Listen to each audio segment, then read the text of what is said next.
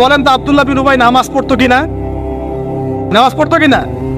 আব্দুল্লাহ বিন উবাই নবীর সাথে উহুদের মাঠেও যাচ্ছিলেন, নবীর সাথে তরোয়াল নিয়ে উহুদের মাঠে যাচ্ছিলেন যুদ্ধ করতে। রাস্তা থেকে ব্যাক করেছে যদিও বা যাচ্ছিল তো নাকি? আচ্ছা, আব্দুল্লাহ বিন উবাই মসজিদে গিয়ে নামাজ পড়তো না বাসায় নামাজ পড়তো? কোন মসজিদে? যেই মসজিদে যাওয়ার জন্য আমরা দোয়া করি আল্লাহ আমাদেরকে নববীতে যাওয়ার তৌফিক দাও, তাই না? ওইখানে কে নামাজ পড়তো? সে নবীকে দেখেছে কি দেখে নাই? নবীর পিছনে নামাজ পড়েছে কি পড়ে নাই? এখন বলেন তাহলে আব্দুল্লাহ বিন উবাই কেন জাহান্নামে যান?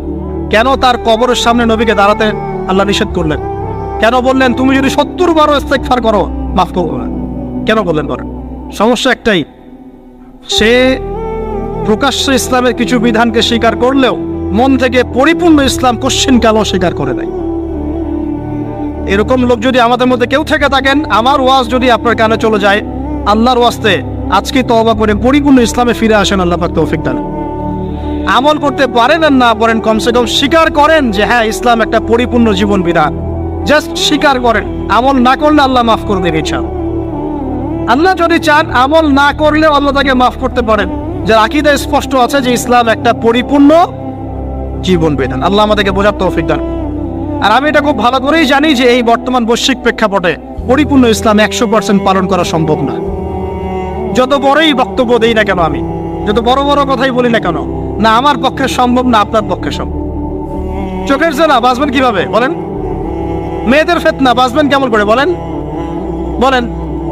সুদের ফিতনা কেমন করে বাঁচবেন বলেন? বলেন। সমাজে মারামারি, কাটাকাটি, রাহাজানি, ছিনতাই, হত্যা, ফিতনার তো শেষ নাই। আপনি বাঁচবেন কিভাবে 100%? এখানে সূরা তালাকের একটা আয়াত আমি আপনাকে বলতে চাই, এতে আপনি আশা পাবেন ইনশাআল্লাহ। সেটা কি? আল্লাহ পাক বলেছেন ফাত্তাকুল্লাহা মাসতাতা'তুম। হে মুসলিম মুমিনরা, তোমরা সাধ্যমতো আল্লাহকে ভয় করে চলো। পারা যাবে না ইনশাআল্লাহ? এরপরে বাকিটা আল্লাহকে বলবো, আল্লাহ আমি চেষ্টা করেছি, আমার ভাইরা চেষ্টা করেছে, আল্লাহ আমরা দিনের আমল করেছি, জ্ঞান অর্জন করেছি, দাওয়াতি কাজ করার চেষ্টা করেছি, আল্লাহ এতটুকু পেরেছি, বাকিটা তুমি মাফ করে দাও। আল্লাহ মাফ করবেন ইনশাআল্লাহ।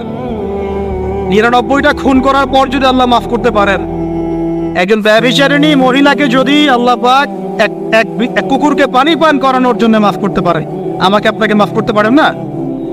অবশ্যই পারেন। তবে চেষ্টাটা আল্লাহ পাক দেখবেন। আল্লাহ পাক আমাদেরকে চেষ্টা করার তৌফিক